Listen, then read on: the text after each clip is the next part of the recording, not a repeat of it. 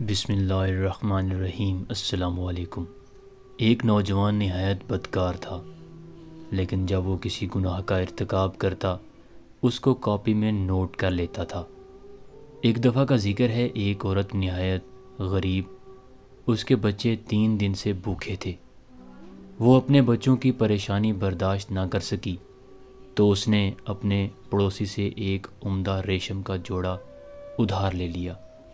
وہ اسے پہن کر نکلی تو اس نوجوان نے اسے دیکھ کر اپنے پاس بلایا۔ جب اس کے ساتھ بدکاری کا ارادہ کیا تو وہ عورت روتے ہوئے تڑپنے لگی اور کہا، میں فاحشہ یا زانیہ نہیں ہوں، میں بچوں کی پریشانی کی وجہ سے اس طرح نکلی ہوں۔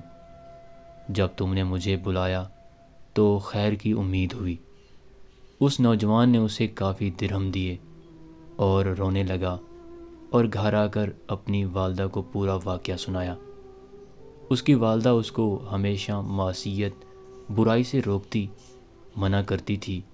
آج یہ سن کر بہت خوش ہوئی اور کہا، بیٹا تو نے زندگی میں یہی ایک نیکی کی ہے، اس کو بھی اپنی کاپی میں نوٹ کر لے۔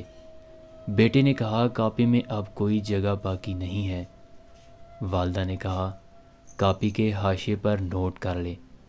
چنانچہ حاشیے پر نوٹ کر لیا اور نہایت غمگین ہو کر سو گیا۔ جب بیدار ہوا تو دیکھا پوری کاپی سفید اور صاف کاغذوں کی ہے، کوئی چیز لکھی ہوئی باقی نہیں رہی، صرف حاشیے پر جو آج کا واقعہ نوٹ کیا تھا وہی باقی تھا، اور کاپی کے اوپر کے حصے میں ایک آیت لکھی ہوئی تھی، بے شک نیکیاں برائیوں کو مٹا دیتی ہیں۔ اس کے بعد اس نے ہمیشہ کے لیے توبہ کر لی اور اسی پر قائم رہ کر مرا۔